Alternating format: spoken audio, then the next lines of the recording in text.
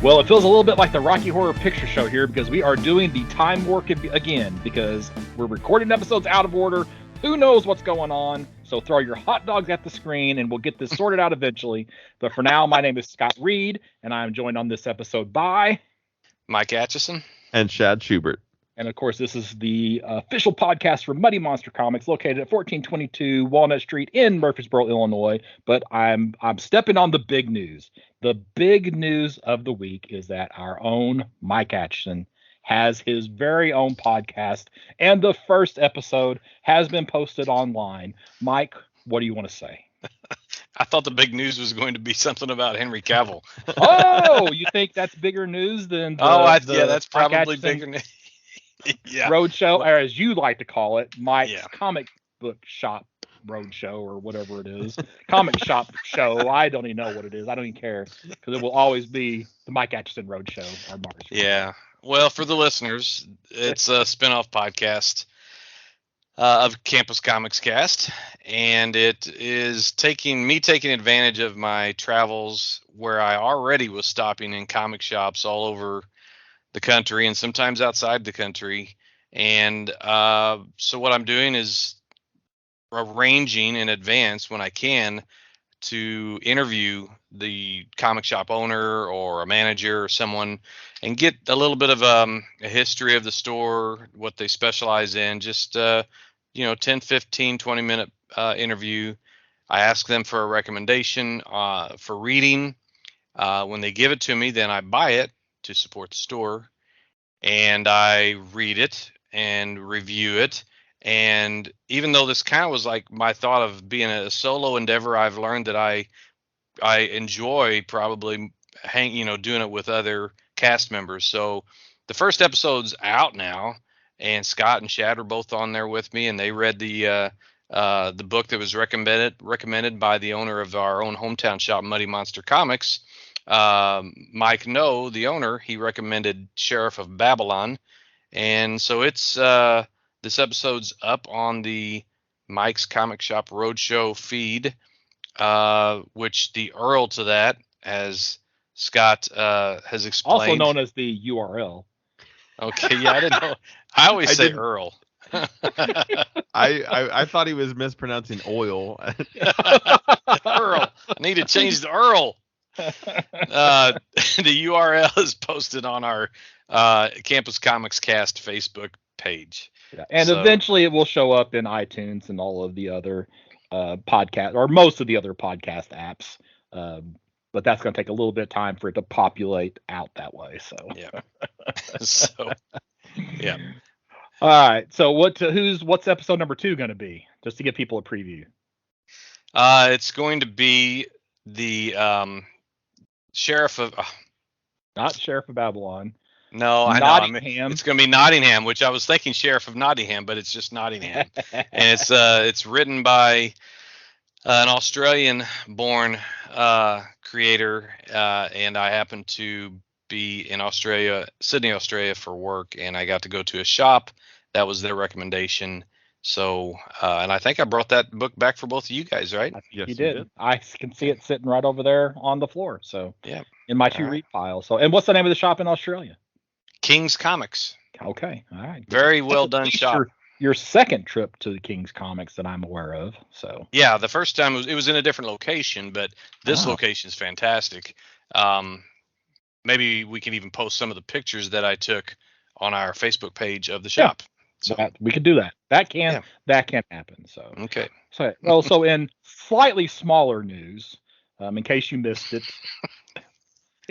Henry Cavill is definitely out, unfortunately, in my opinion, as Superman for the DCU for the extended future. Now, they didn't eliminate the possibility of him coming back down the road, but it appears that James Gunn's idea for the character now is to kind of go back to his early days. So they're going to cast somebody younger in that role instead of Henry Cavill.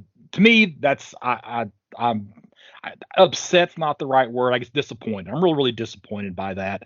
I was looking forward to Henry Cavill being back after Black Adam, but I think the information that I've read is that Dwayne Johnson pushed a little too hard to get Cavill back in for that little cameo at the end, and apparently he stepped on some toes, and now they're just trying to take control back. But it appears that James Gunn and Henry Cavill are left on good terms, at least, and it didn't take Cavill long to get a new show either. Right. Is he going back to Witcher? No, he is going to do Warhammer.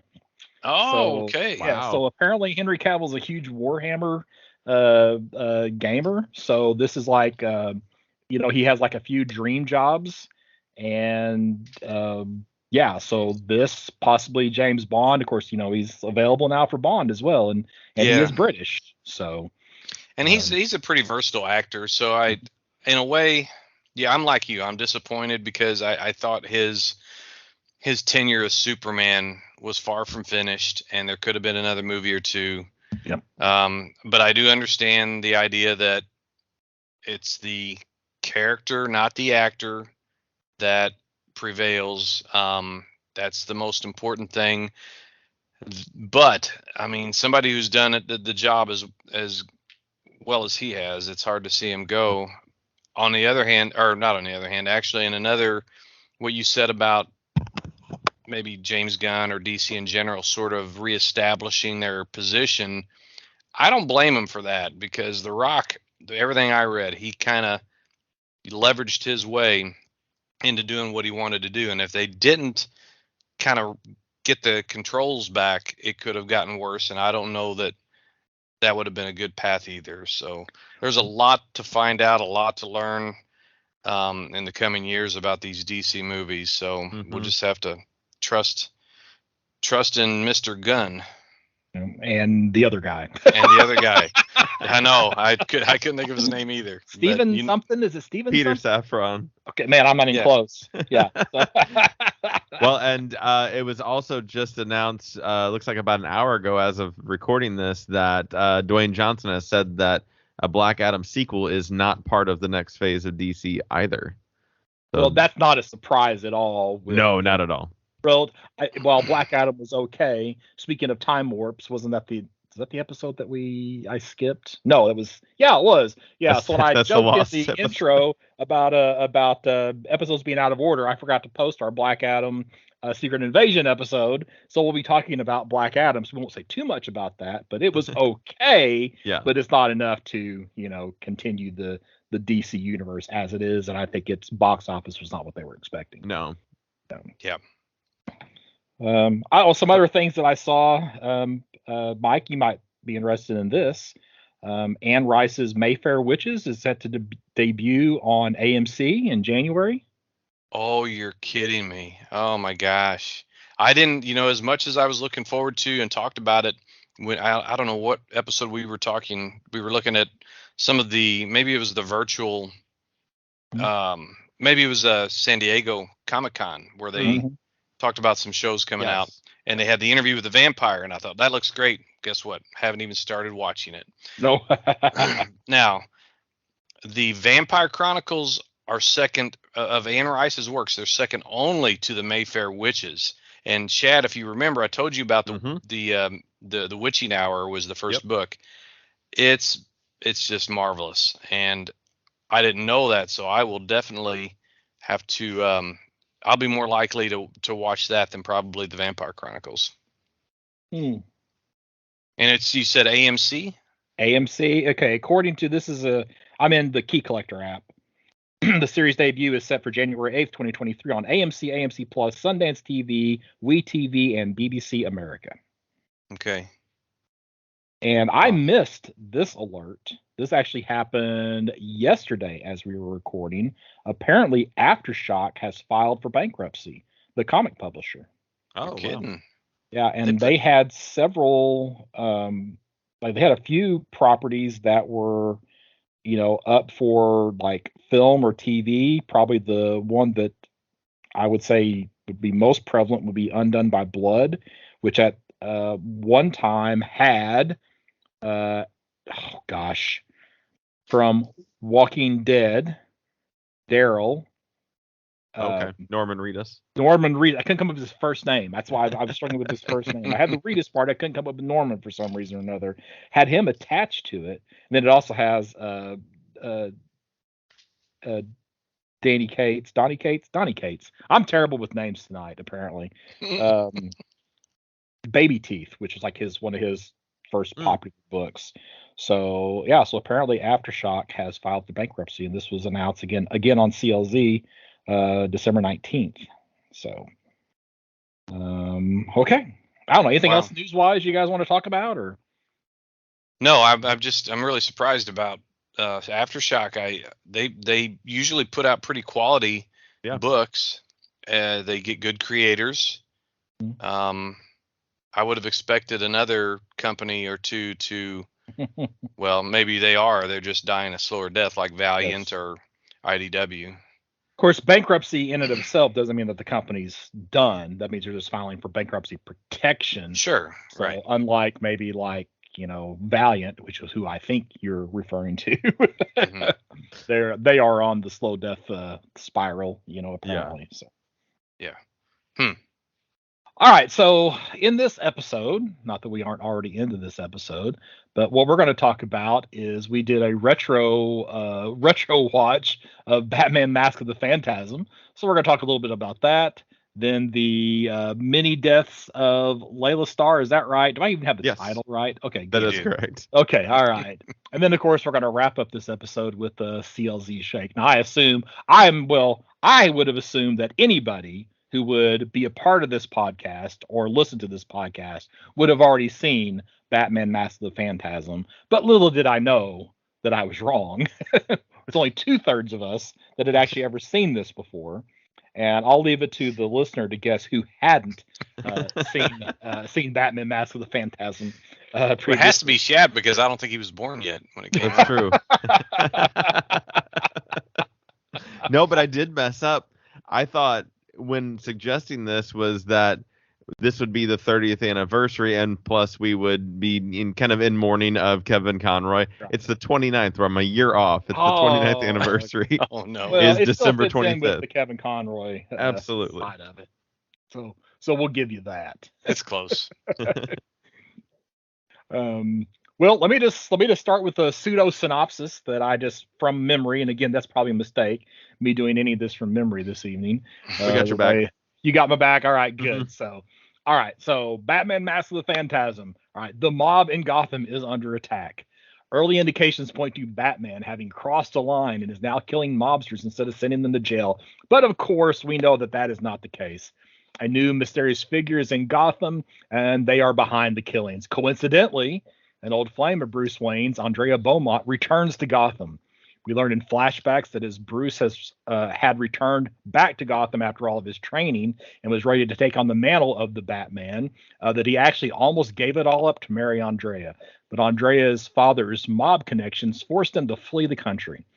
Later on, in comes the Joker, who, at the behest of the mob, is set to track down and kill the Batman. But the Joker learns it isn't Bats doing the killing, but instead the Phantasm.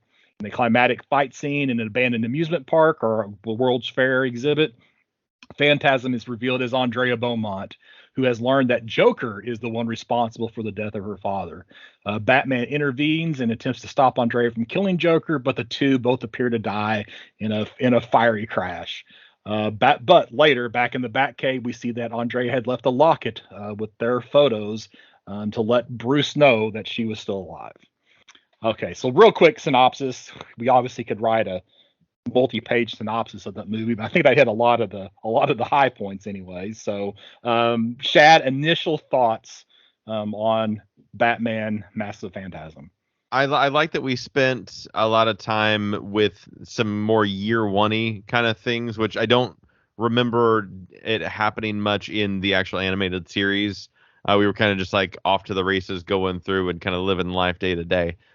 So getting the flashbacks to more year one things, seeing where the original like Batmobile design, seeing or like kind of where that came from the World's Fair in at least this world, designing the suit, making decisions about like how Batman needs to interact in order to not be close to people and not let anybody get too close to them.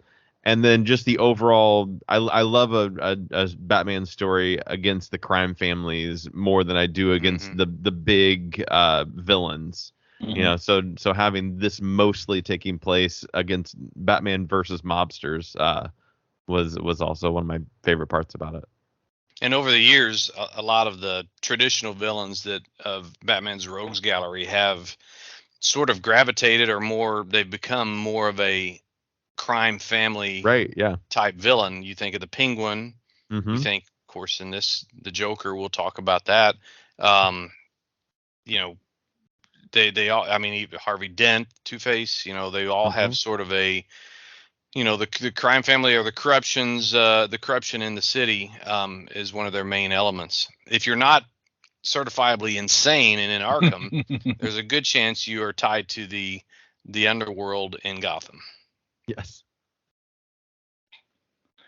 And of course, Mike, now you were the one who had not actually seen this prior to us watching this for this episode.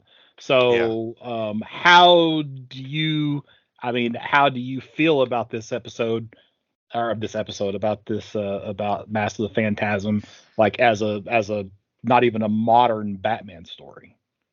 Well, the hot take I had was, I thought the style and the moodiness of it was really good. The setting was the 40s, and you got that feel for it. I do think the flashbacks happened a little bit too often, and it made it drag for me a bit. But you needed those flashbacks to show. The movie was only 80 minutes. How could it drag? Well, it just did. I mean, I said a bit, not much, but I think you're like, wait a second. But I think you needed those flashbacks probably to understand how torn Bruce Wayne was about whether he wanted to move on as Batman or to settle down as Bruce Wayne with this woman that he's fallen in love with. A lot of angsty stuff, which is something you don't normally see with Bruce Wayne. I mean, the idea of him being at his parents' grave and saying, "Do I really need to do this?" and he's just torn up over it. I thought that was really pretty moving. And what you mentioned there, Shad, about it being, you know, it's good to see this Batman Year One stuff. Well, I think it takes elements from Batman Year One, but this is actually based off of a story arc called Batman Year Two, that was, I don't know, put out by, I don't know who wrote. I know Alan Davis was the artist of much of it, if not all. It was like like a 5 or 6 issue run in Detective Comics. So, but the villain wasn't Phantasm; he was called the Reaper. So, I actually pulled those comics out of my collection so I could reread that and just kind of compare it to this show. Okay. But to answer you, Scott, I mean, I don't have many animated movies to compare it to. I just haven't watched many. It's not because I don't want to. It's just because I just never prioritized it. But this does kind of make me want to go ahead and watch, you know, the Batman the Animated Series and The Brave and the Bold and some other ones that I've heard were really done well. So, well, the animated series is, several seasons. So you'd be digging yourself quite a hole to get through all those episodes. I just need to retire completely and have all kinds of time to do it. Yeah, all the time. Yeah, not have to worry about lacking time for that. So when you were talking about Batman being at the gravesite, I thought one of the things, I don't know if they show a lot in any medium, is Batman being at the Wayne gravesite was kind of something I don't remember. It was like, oh, I like that image of him at the gravestone instead of Bruce being at the gravesite. I'm sure it's been done, but it doesn't seem like it's not overly done, and that caught my eye. It's risky. Obviously, in this movie, he got kind of caught. He did, yeah. He's like, "Oops, what am I doing here?" And he runs off. Like, I thought that was kind of funny. Yeah. Andrea Beaumont figuring out that she's like Bruce when it was Batman. It's like, is that realistic that she would have went that connection right away? But like, she figured out the greatest detective secret, like not too quick and didn't take her long. I would say that she was probably as close to Bruce Wayne as anybody short of Alfred was, you know, and I think that's kind of the point that they were trying to make with that. Yeah. That's my argument. And he was standing in front of the grave. I don't know how long he was there, but as we learned early on in the movie, her mother's grave is not too far from Bruce's parents. Where they first met, yeah. Of course, yeah. And that's something different from the comics, in that the Wayne's graves are on Wayne Manor in the comics, correct? Mm-hmm. Oh, yeah. So that's a little different there, but that's, you know, nitpicking right there. So, should we talk a little bit about the cast for this? I was actually surprised going back at some of the names that were attached to this.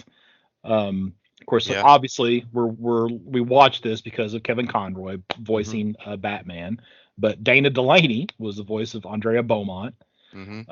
Stacy Keach, they had a different voice actor for the Phantasm portion, so it was Stacy Keach, which was kind of interesting. Of course, Abe Vigoda for all of the Fish, Barney Miller.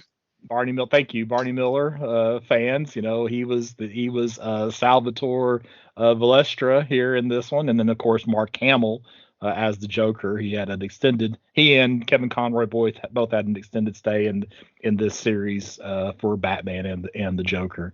And there's lots of other names I'm sure you'd recognize, or actors that you would recognize as well. So they didn't skimp on the voice actors for this, for sure. No, they didn't. Abe Vigoda, I always loved him anyway, but I didn't realize he was the voice of Salvatore Valestra. But if I hadn't got on so late tonight recording, I was going to change my name on Skype to Sal Weezer, because I think it's hilarious, because he really was the Weezer. He'd get excited and he couldn't catch his breath. Oh gosh. So one thing that I really appreciate about this is, one, even, you know, however many years later, it's been 29 years, right, Chad? 29, yep. 29 years later, I think this story still holds up really, really well. I think it's really, really solid storytelling. Even though it's in a kid's show, I consider it mature storytelling. There's really is no dumbing anything down for a younger audience. I think this would, you know, fit well in a modern. If this was just being introduced now as a storyline in a comic, I think it's something that I would enjoy. So I, you know, and rewatching it, that's always like the death knell for me for something that I remember from many, many years ago, revisiting it and saying, oh, this was so good. And then you watch it again, it's like, what was I thinking? But no, that's not the case here for Mask of the Phantasm. It holds up exceptionally well. So I feel like I watch it about every 5 or 6 years. So just eventually I'll get a little craving and I'll just put it in. So it's like the 4th or 5th time that I've seen it. So it's a really, really, really solid show. Definitely. There was one thing, and I maybe I've missed it every time I watched it. Do they ever call her the Mask of the Phantasm or the Phantasm? Does that word ever get uttered? I don't think so. I don't think so either, because I typically watch things with subtitles on. They're just always on, and I don't remember seeing that word come across the screen at all, nor hearing it. Yeah, I think you're right. Yeah, I don't think so either. So, and yeah, you know, you can nitpick a few things like very early in this show. Say the Phantasm is in Gotham, right? And then Andrea Beaumont flies into Gotham, right? Because we actually see her on the plane flying into Gotham, and it's like, okay, so she was in Gotham, she left, and then flew back in, right? Because she wanted to, I guess she's trying to. That'd be the way to cover your tracks, Cover your tracks, right? But there wouldn't be a plane ticket or anything. I guess they weren't tracking stuff. This is, you know, pre 9/11, so maybe the TSA wasn't tracking as heavily. Were there any hints that would lead you to believe Andrea was the Phantasm early on? Gosh, I'm trying to think if there was anything. It's kind of hard, watching it Once this you know much the later. mystery.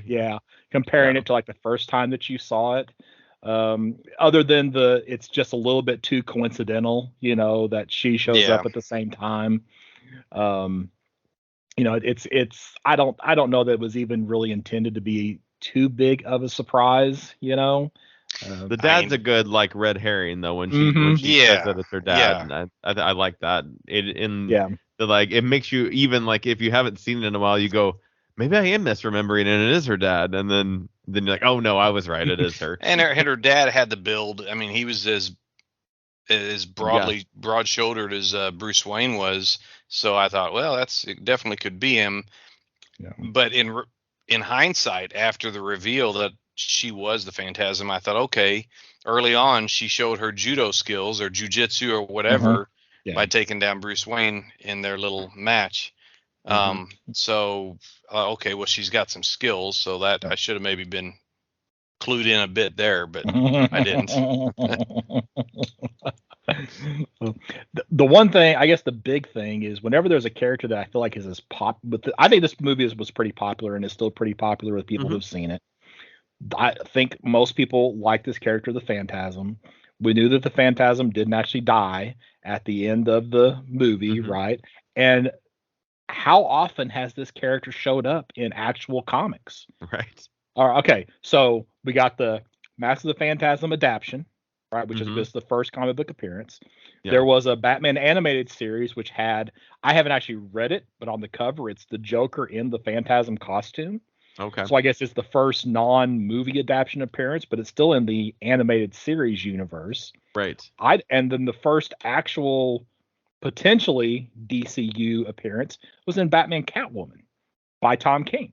Wow. Oh, So really? Wow. as far as I know, this character, as awesome as this character is, has hardly ever been used inside of the DC universe. And I'm asking the question why.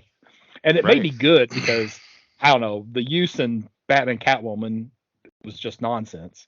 I was really disappointed in that. But yeah, you would feel like that this character would be used a lot or brought back up. Maybe would introduce too big of a change into Bruce Wayne's history. That would create some continuity issues, but they're not worried about continuity anymore. But they really didn't build any motivation for the Phantasm to be an ongoing villain. I mean, everything she did was vengeance related, and there wasn't like, and I mean, it's not to say that they couldn't come up with a new story, but well, don't forget the Joker died in his first appearance. That's true. Yeah. So initial motivation, is not necessarily anything that would keep them from bringing the character back. So. Well, and also the fact that the Joker killed her father and is presumably still alive afterwards, as much as she is, and to have her come back every once in a while in just a plot to try to kill the Joker would kind of be entertaining. Would be like, all right, somebody's trying to kill the Joker again. Oh, it's the Phantasm. Like, it's kind of like those episodes of Pink Panther, where Peter Sellers is running around the apartment waiting for his servant to jump out and do karate on him. So that's a deep cut. I haven't thought of that in a long time. Oh gosh. Okay. I don't know. Did anybody else have anything they want to add on this? Other notes that you've got? So I did just look it up. Detective Comics 575 through 578 is Batman Year 2. Yes. And that's the Reaper storyline. If anyone wants to dig those issues out, they're probably on the DC Infinite app, I would think. But it might give you a little bit of a comparison. I'm going to definitely read it. Yeah, and it predates 5 years before the Mask of the Phantasm. So yeah, I'll have to check that out because I don't think I've ever read Year 2. Oh, it's got. Actually, it's got a Todd It's McFarlane art on the second issue. Has McFarlane cover. I just don't remember who did the interiors the whole time. I thought it was Alan Davis. Alan Davis, Paul Neary, Alfredo Alcala, Mark Farmer, and Todd McFarlane. Oh my goodness, that is an all-star team of artists right there. Okay. Well, maybe we should make a note and read this for a future episode. Yeah, I have my copy right here. Okay. All right. Good deal. Hot dog. So, Shad, take a note. I will do that. All right. Well, we want to. I don't know. We want to grade this. We want to. Yeah, let's grade it. Yeah. So, all right, Mike. Since this was your first watching of this, I'd like to hear what your grade is. Well, He's struggling. it's you always want something to compare it to, so I feel like I'm being unfair by grading it too low, but my initial grade, I'd say give it a 6.5. Wow. Okay. So fine plus. Huh? Fine plus. I think if I was, a constant or a diehard animated feature watcher, I'd be able to have a little bit better comparisons and maybe grade it higher. So you're downgrading. Can I change it? I'm going to change. What's that? So you're downgrading it because it's animated. Just because that doesn't appeal to me as much as other things. So a person who reads comic books is going to downgrade something that's drawn. I just want to be clear. I think there is a huge distinction between comic books and animated features. Okay, all right. Huge. The art can't be as detailed, as rich as a comic book. But again, I'm just trying to be honest here. I'm going to go ahead and bump it up to 7 because I think maybe I'm not being fair to the genre. So how about that? 7. Mark it down. Lock it in. All right, lock it in. All right. Shad, what about you? I would probably say this is I'm a big Batman animated series fan, and this was just like, I was glad I got to revisit this for homework for the show. So I'd say a 9.0, very fine, near mint.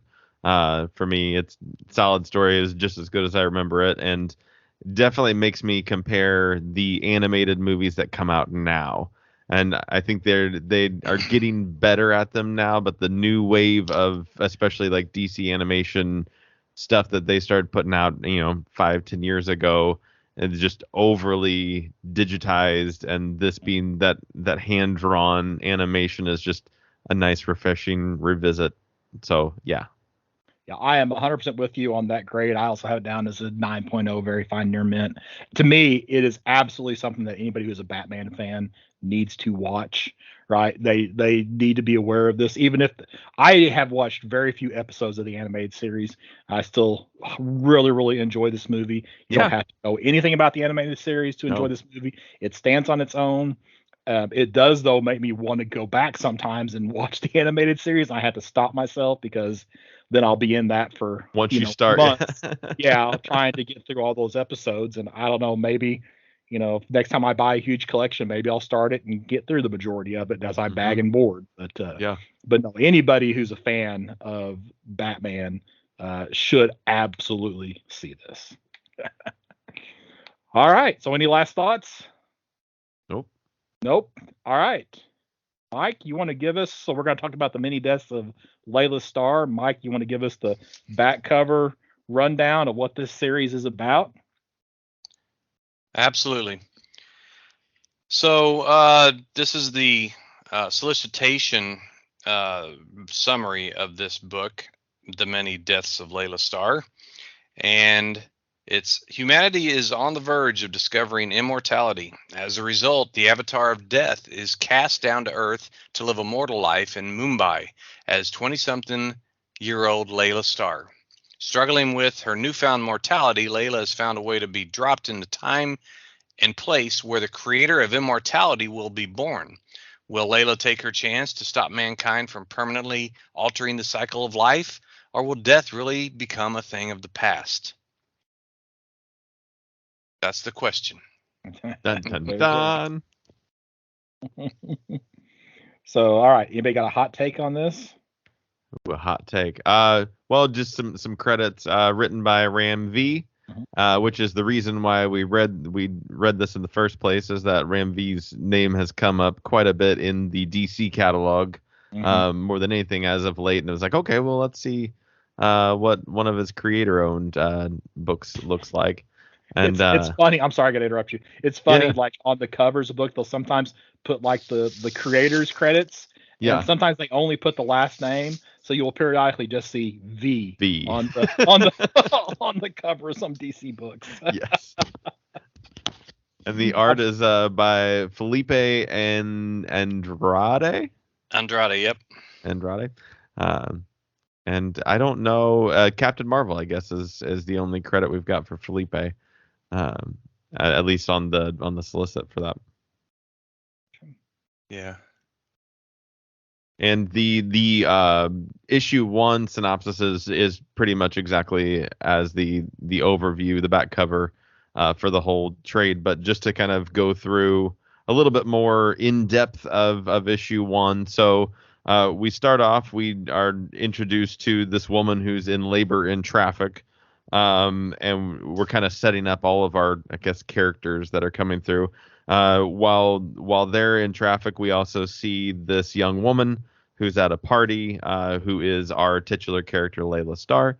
And then we also meet Death, who is in the heavens, I guess, but it's kind of like a office workplace, and Death is being called into her boss's office.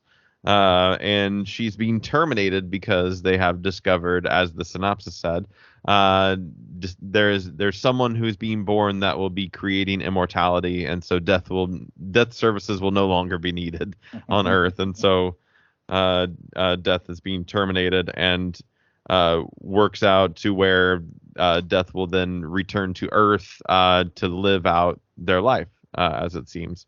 And so all while this is happening, the woman who's pregnant is in the hospital, and our young woman Laila is from the party jumps or falls off of the building. I think she jumps. I think it's implied that she jumps. It's implied that she jumps. Mm-hmm. Yeah. And all at that same time, Death is being cast down to Earth, and Death takes the body of Laila Starr. And so she goes to the hospital to meet this creator of immortality that is being born from the woman who's in labor. So all of our characters quickly line up in this first issue, and Laila decides that she is not, maybe doesn't want to kill this kid that she originally was planning on killing, and at that time she gets caught as being in the hospital where she's not supposed to be, runs out of the hospital and gets hit by a bus and dies. Just like that. And then we see that Laila is being resurrected by, I don't know if we get his name right away, do we? I don't think so, no. He's the god of life, though. It's Piranha. Or is that how you... Parna? Parna. Yeah, not Piranha, yeah. Yeah, Parna, who has brought Laila/Death back, and we see that it has been 8 years since Laila got hit by the bus, that Parna has Prana. What is? It's Prana. Prana has brought Laila back to life. Yep. I think, one thing that I'm not familiar with, like Hindu, I guess to me this would be considered Hindu mythology, right?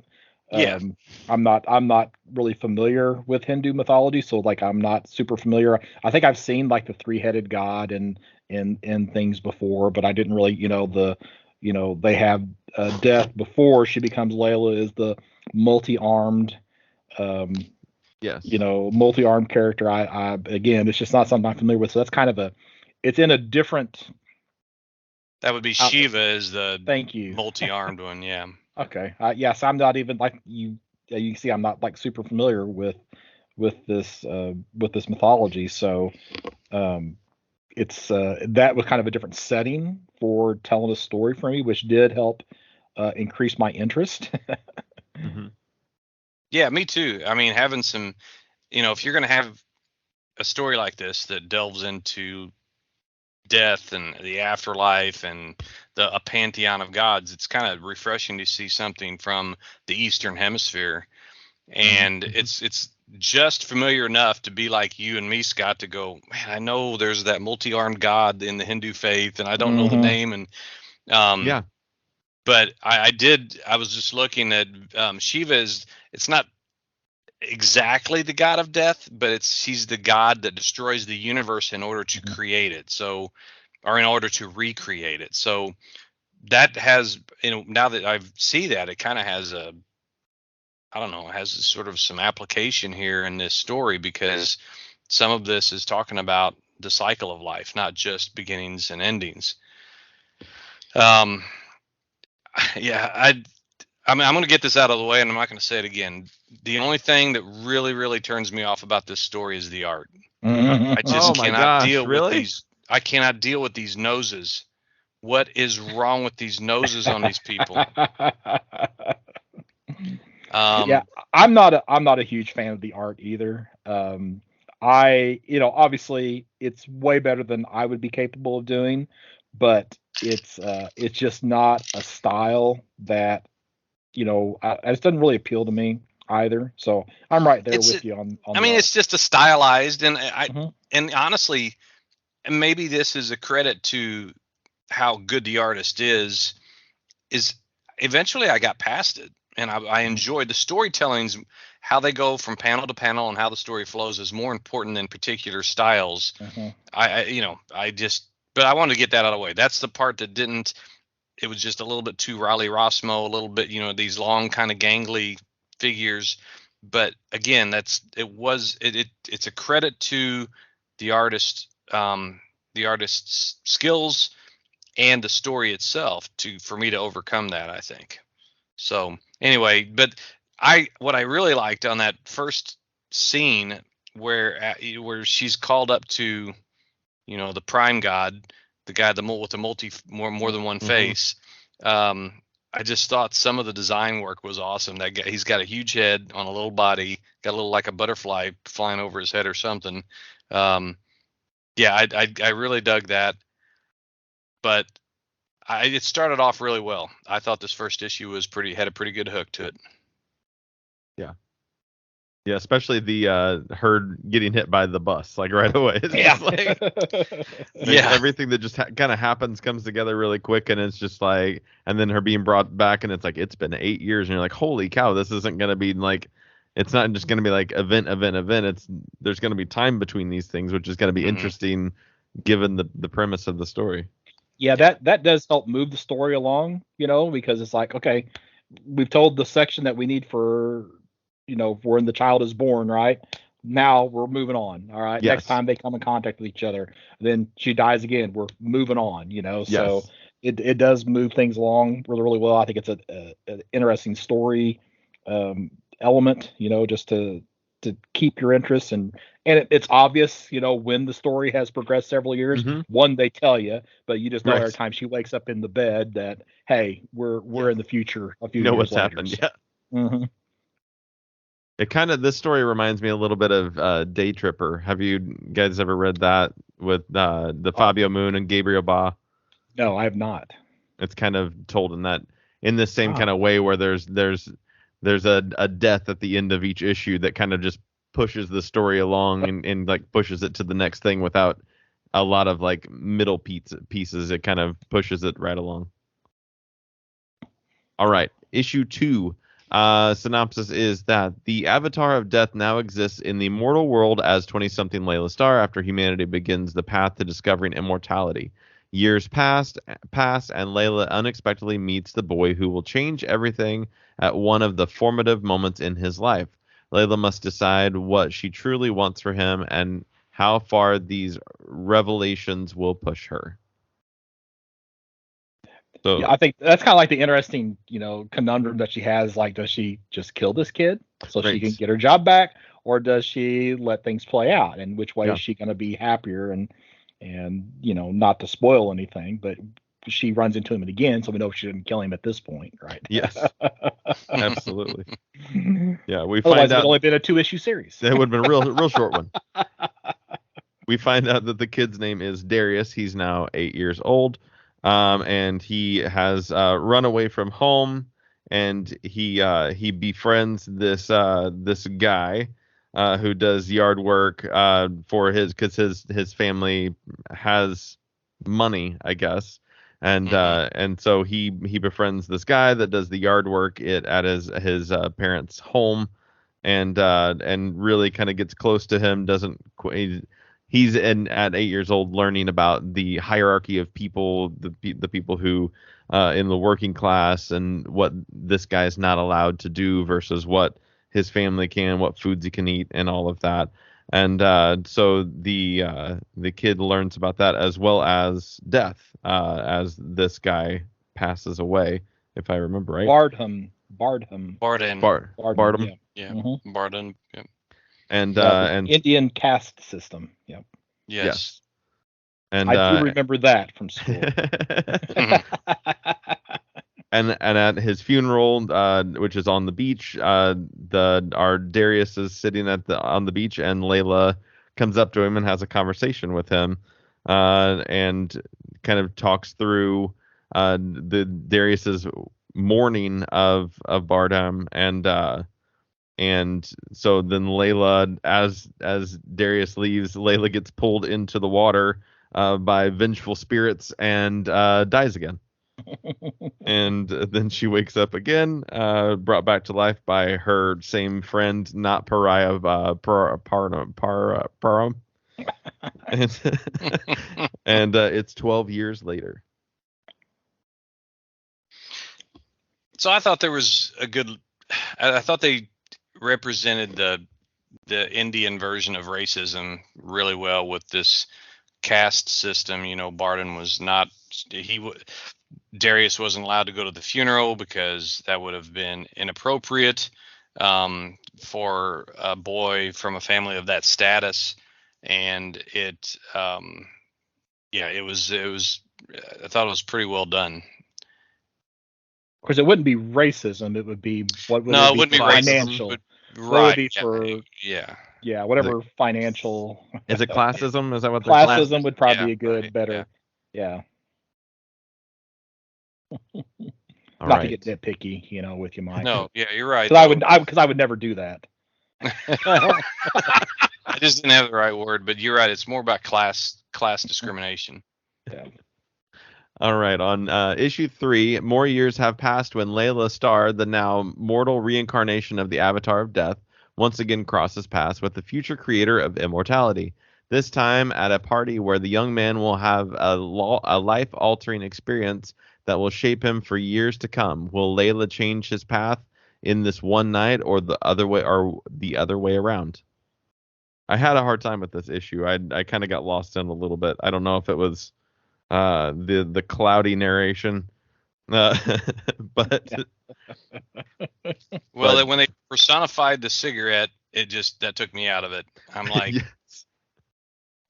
And that was the vantage point of this issue too, was all from the cigarette, and I thought, okay, that's been a little bit too clever, but it's my least favorite issue of the 5. Right, absolutely. So we see Darius at 20 years old, and he's at a party, and he's being broken up with by his girlfriend, and then he is feeling that he's kind of just brokenhearted about the whole thing, and is up on a roof and runs into Laila, right? And then they discuss the girlfriend breaking up with him, and in the midst of this, he also has a friend that has passed. And is that meant to be Bardem that he's talking about, or is this something else that I kind of missed in the story? Because he says his best friend died, and then he said my girlfriend broke up with me, and she said, which one? Which one is it? Mm-hmm. I didn't think it was Bardham. I thought it was. No, it's Zaf or whatever is. Okay. Yeah. So there is another friend, and because they talk about the building that is being burnt down, and he was in it, and they're kind of being riots in the streets, right? Yeah.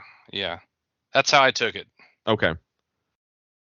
And so after that, we see that when Laila dies in the building that they're having the party in, there's a cigarette that is throughout the story gets thrown and presumably starts the fire. Which is thrown by Darius. Thrown by Darius. Mm-hmm. And she dies in the building and then is woken again 16 years later. Yeah. I love the panel where Prana, the god of life, while they're talking, he offers her a cigarette. She's like, "Oh no, Let's kill people. Yeah. Those things will kill you." She is pretty light about her many deaths. She just kind of Yeah, so the time between she dies and the conversations with Prana when she's resurrected, she's like in limbo all that time? I guess so, yeah. Yep. That's the way I took it. Interesting. Mm-hmm. Huh. That she's just a floating soul, I guess, of death that's just kind of floating around waiting to be reincarnated, I guess. Yeah. Right. And this one was my least favorite. I don't and it might be because the narration was kind of in a weird spot. Yeah. Harder to follow. All right, so issue 4. The mortal incarnation of death, Laila Starr, must confront the cruel nature of her role in the universe when she once again encounters the future creator of immortality, who is drawing ever closer to his destiny. Laila finds it increasingly difficult to divert the man from his path, who this time recognizes her and what she is, as he is now driven by the grief from a terrible tragedy.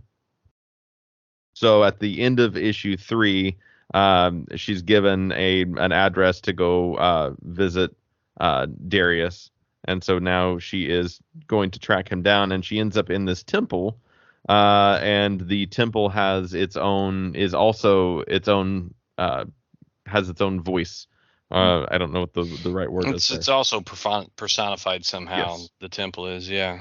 Yeah, and so it's the last Chinese temple in India, I think, if I remember correctly. Correct. Yeah. And the temple tells the story of this man who was around when the temple was first built, who comes to see him every day, opens up the temple and leaves it unlocked for everyone to see, make sure that it's clean. And the man has not come by today, and so the temple asks for Laila to go check and see if the man is okay. So she says that she will, but doesn't actually go do that. She goes to see Darius instead. And when she goes to find Darius's house, she sees that there are it's kind of a wreck. There's photos everywhere, newspaper clippings, and we see Darius walk in, and he's disheveled, and he recognizes her and notices that she is the person that was in the building that however many years it was, 16 years or so ago, and puts together that she was also the person that was at the beach when he was much younger, and that she hasn't aged at all, and confronts her about that. So she says that she used to be a god, and that she has taken on this body of Laila, and she wants to talk to him about why she's there, what her purpose is. But he wants to know why she keeps bringing death every time that he sees her, and that there are all these important people in his life that have passed away around the same time that she shows up. Yes.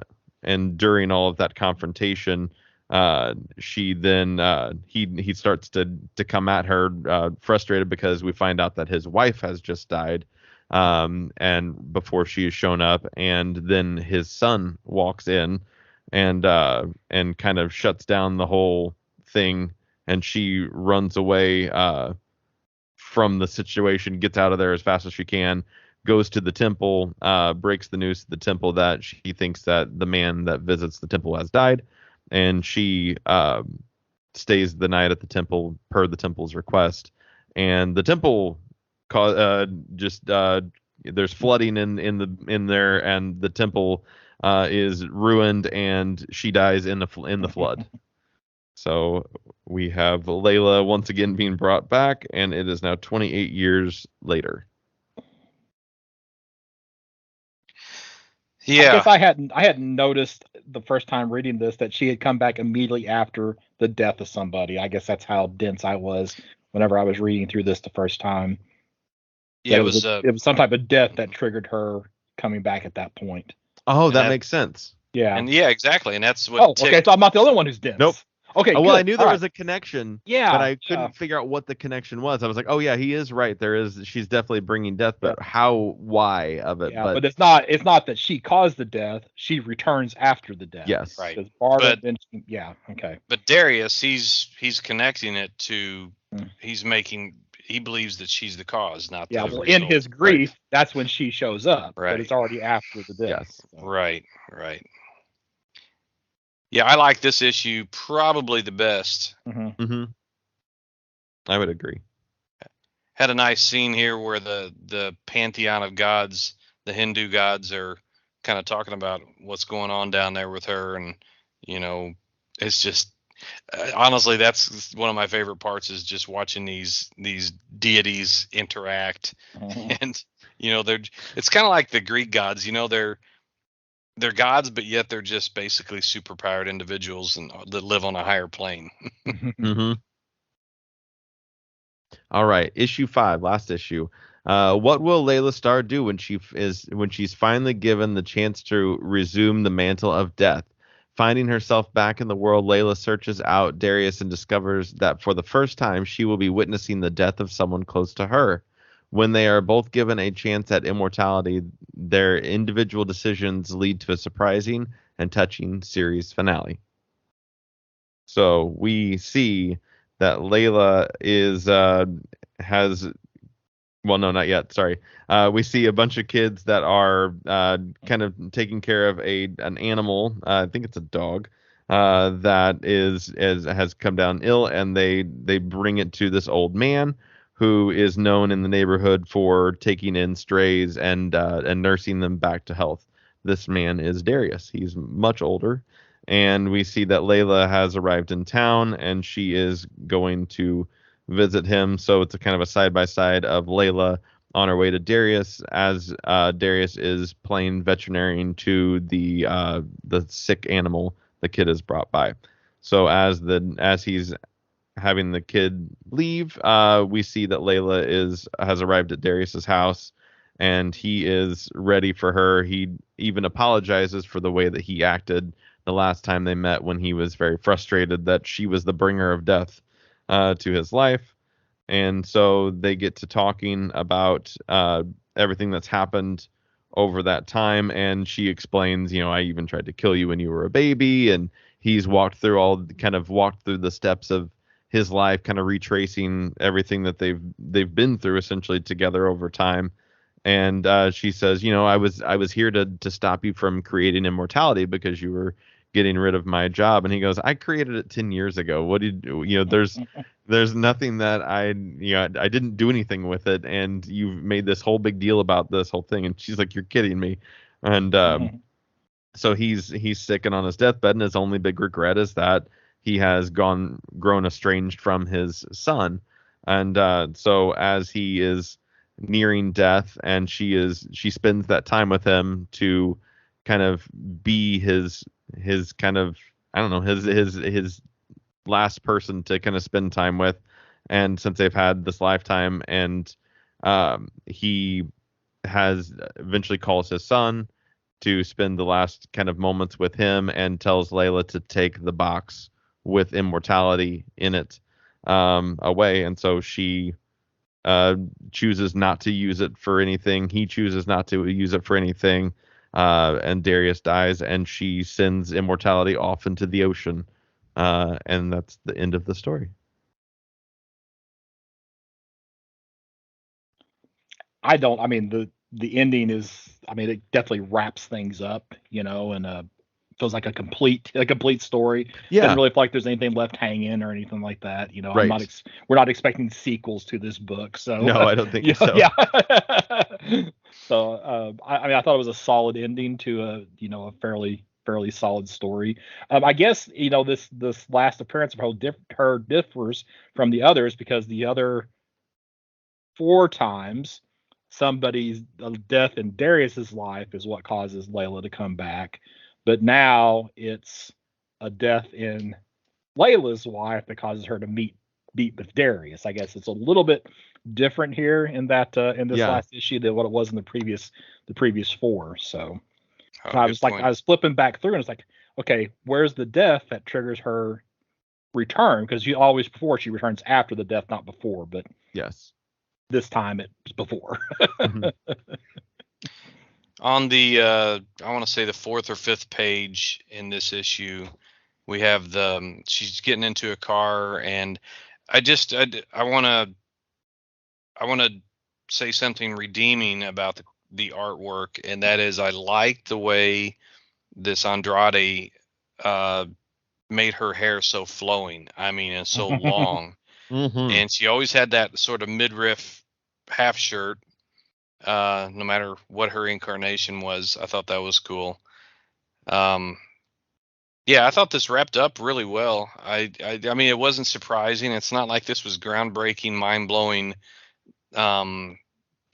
deep stuff, but it was still very well done. And you could imagine, you knew that shoebox was not going to be open to see what the secret to immortality was. You knew something like it. You weren't surprised when you seen her put it out into the ocean to float away. Yeah. But they're just Ram V is a good writer. He really is. Yeah. This is good writing. So, and I've read some of his stuff in the mainstream books, but it didn't blow me away like this does. Agreed. No. Yeah. Which, I mean, there's a lot of really good people, writers who handle their own stuff superbly, but as soon as they handle something that is in the big two, it just kind of it leaves you lacking a little bit. I thought a lot of Jeff Lemire's stuff does that. I love his work, but when he's writing for somebody else, it's just like, it's okay. It gets through the story, but that's about it. Yeah, right. Well, if you have a creator owned property, you're going to save your best stuff for the stuff that you own, and your secondary stuff is going to the people who are just paying you for the use of it. Yeah. This book could have a sequel, but I think it would be more of a prequel. Or they might explore other gods in this Hindu group of gods. It might not be a direct Laila, Starr, or I already forgot the goddess's name. Not Vishnu. No, whatever the god of death is that we talked about. Shiva, yeah. It may not be about her, it may be about one of the other gods, but I still see with any story there's possibilities. Oh yeah. Well, we ready to grade it? Rate it? Yeah. All right. I'll go first. I think you guys are going to be higher than me. Okay. So I am giving this a fine 6.0.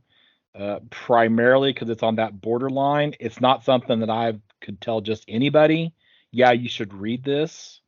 I think for a very specific audience, somebody who is not into superheroes, or somebody who is, they know who Ram V is from other things, and it would be a strong recommendation for them.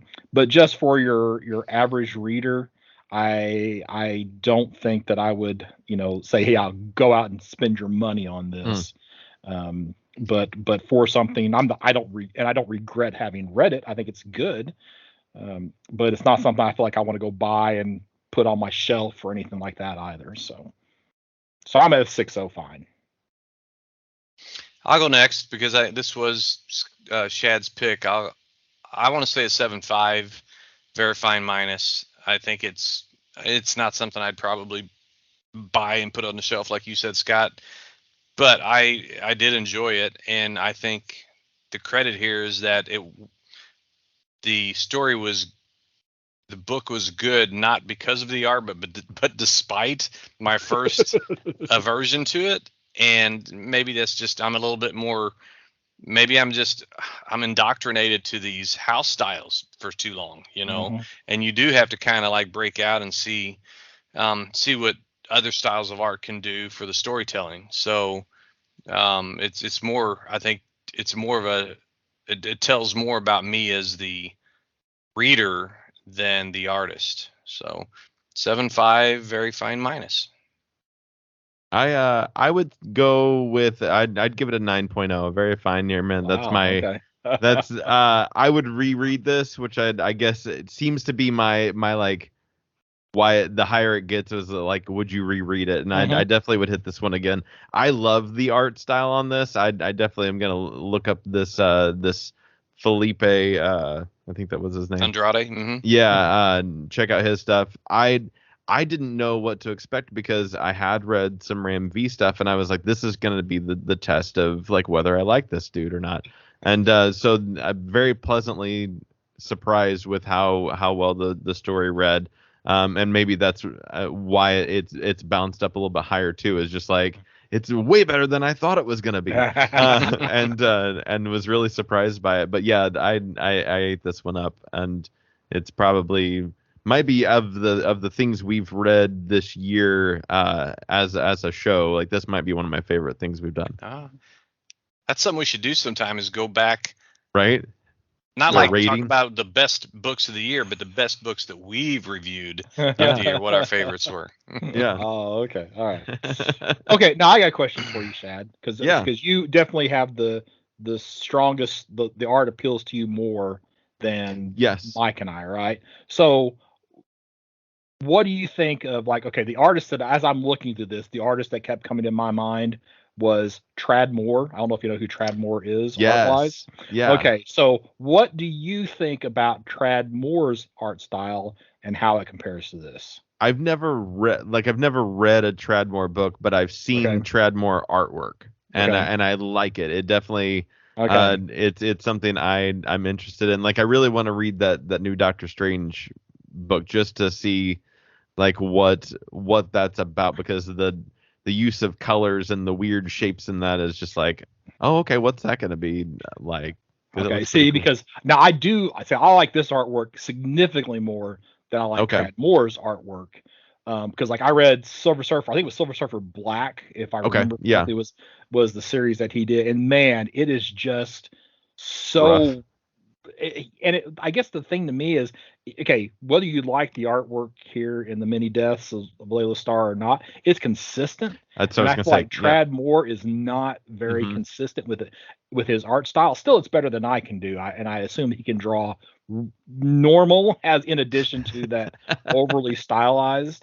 But I was just kind of curious about your take on, because that's pretty out there, I think. It's and I think the word inconsistent would definitely be a way that I would describe the Tradd Moore art that I've seen. Is just like, it doesn't, and like, would it, as sometimes if the writing's not good enough, if the artwork's not going to support the consistency wise on that, like that, I could see that totally falling apart on something like that.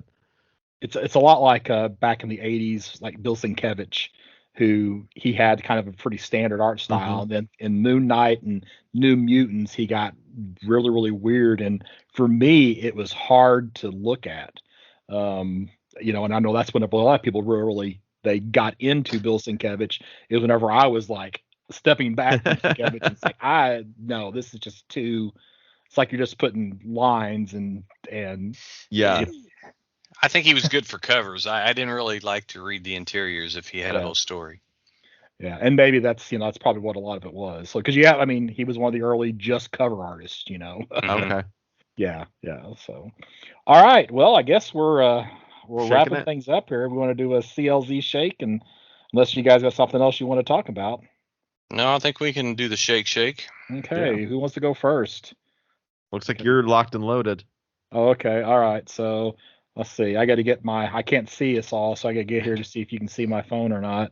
In the okay, so there it is. Oh, surprise! Oh, at least it's a different series. Okay, so this is Silver Surfer Volume 4. This is Parable. This is the Stanley Mobius. So Mobius is the French artist. So they had a 2-issue series. Again, written by Stanley, art by Mobius. Basically, I'll just read the plot because it's right here. Galactus has returned to Earth, but this time with a very different approach, which endears him to the people. Will Norm be able to save humanity in spite of itself? So I really think this is just I have this in my collection because I like Silver Surfer. This was one of the earlier Silver Surfer stories. This started just prior to the longer run that eventually had Starlin and the Return of Thanos and Ron Lim art on it. So this is kind of what I went back and picked up. Plus, with it only being 2 issues, it wasn't that hard to follow. Most people, I don't really remember any story points about this issue. It's not really considered part of Marvel continuity, though. It was kind of its own thing at the time. So I really think it was just a chance for Stan Lee to work with Mobius. I think. What year did it come out? So it came out in 88. 88. Okay. Yeah.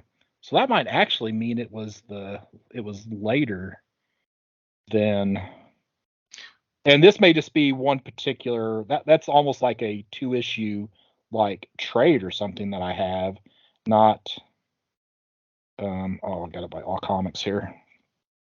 I'm trying to think when the first issue of Silver Surfer, the second volume was, because that's that was what I say, 88, and the regular series was, that was volume 3, so this was after, I guess because it was just a 2-issue series, it had its own volume number. So yeah. Anyway, well, even though it was only 2 issues, it had its own volume. Mm-hmm. Yep. What's the big? Was it the Dan Slott run that was so Dan Slott, lauded? Mike Allred? Yeah, that's volume 7. Wow. That came out in 2014. So I heard that was fantastic. Yeah. That is, and it's something I need to return. I think it's like 24 issues. So it's a amazing ending. So that's another idea. There you go. So all right, who's next? Go ahead, Chad. Oh, okay. Shake. Land of the Living Gods. Oh, Land of the Living Gods #1 from Aftershock Comics. Oh no. Rest in peace. Right. This is written by Isaac Mongajane, and artist is Santos. The Santos guy is really good. He's doing another book through Aftershock called Samurai Doggy right now, which is also really good. But this just came out earlier this year, and it was a really cool book about this girl who lives in this kind of deserted city, who the world is deserted by the gods, and she has to go find out where the gods moved to so that she can convince them to come back and pay attention to their city and bring life back to it. So pretty good little story there. It's like a 5-issue mini, something like that. Cool. All right. Can you hit a miniseries this time, Mike, to keep it consistent, since Chad and I both have miniseries? Oh, let's see. I did actually change the skin to where it's darker, and you can it's not a big white glare. So, okay, yeah. Maybe we'll be able to tell what it is this time. If your video shake. Yeah. We're upgrading.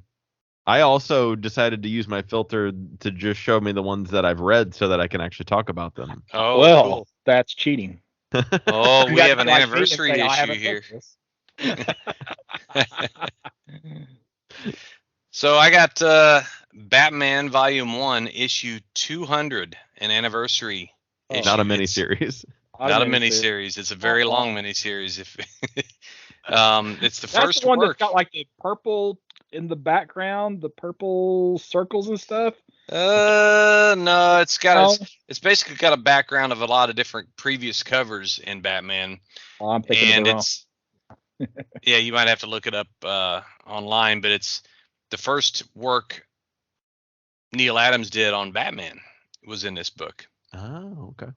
And I can't. That's it. It's got covers, like 9 covers. Yeah, right. Yeah, I thought you said circles. Yeah. No, purple. Yeah. Oh, purple. Yeah. That's yeah. Okay. Yeah, the 200th issue. It's kind of weird that it randomly picked that, but it's I've never read this. What's that? That's randomness for you. It is, yeah. I never read it, but it's got, I'm sure, being an anniversary issue.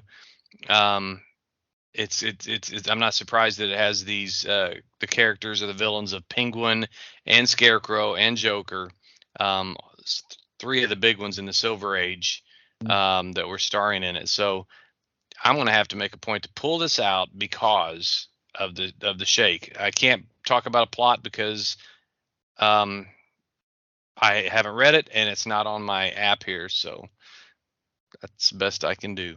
That's all right. Hey, that's part of it. We're just talking about what's in our collection and explain Yeah. that. So that's part of it. So all right.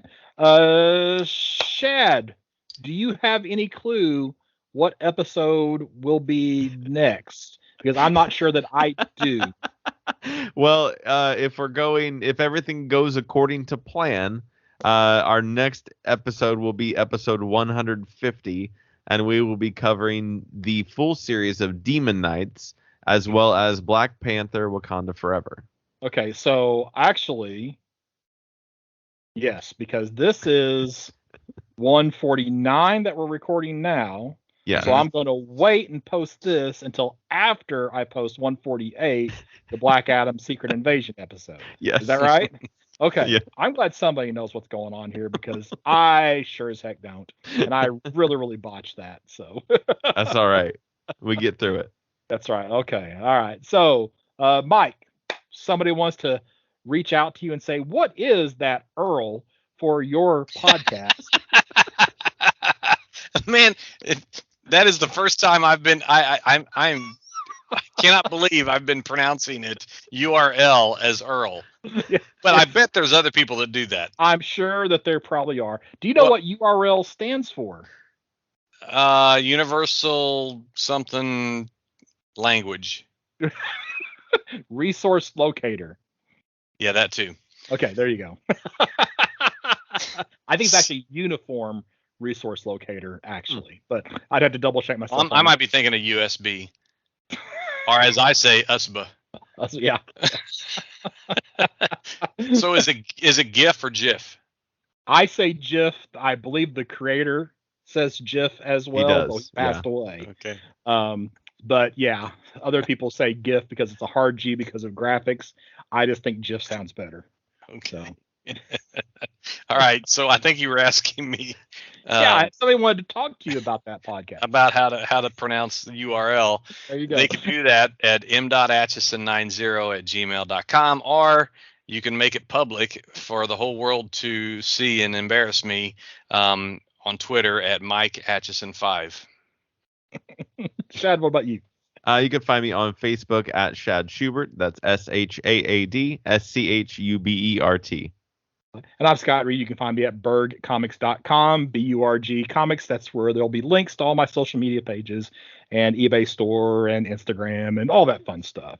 And we'll be back soon with episode 150 and maybe possibly an announcement. Teaser. We'll talk to you soon.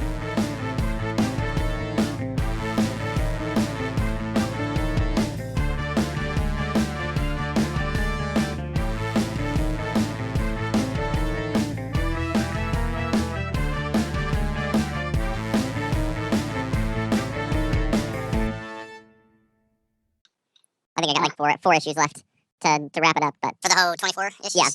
I'll probably have time to read it again. I might have to skim it again because I think I don't know if I fell asleep reading it in the first half. Like I know what's going on more in like this back half. I feel like I've got a better grasp of it. But the front half, I don't know if I just wasn't used to the characters yet, and so I didn't know like who Xanadu was versus the Exorcista, whatever her name is. Exorcistas. The Amazon. The Amazon. She's significantly larger than Xanadu. And the horsewoman. And Horsewoman, yeah, she's always on the horse. I couldn't figure out why they called her a horsewoman. Because she wouldn't tell her name. She wouldn't tell her name was. I'm being sarcastic. Okay, why do they call her a horsewoman? Maybe because she's on the horse. They were all riding horses for a while, so I was like, I don't know what the difference is between this one and the other one. True. We'll save it for later, but the character most out of character was Vandal Savage. I think so. Oh, yes. He's not. I mean, this is a character that's spanned all the way from the Golden Age to the present. Yeah. And this is more like a Conan the Barbarian version of him, which is okay because it was the New 52. But it took me a while to shake off that. Wait, this doesn't seem right. But he was, self-serving through the entire time, and. Yeah, but he's also way more generous. I mean, He was generous in if it was to his advantage. He made it. He would play both sides against each other, and yeah. I mean, well, you haven't got to the part where he tortures Jason Blood for a decade. So Blood probably deserves it.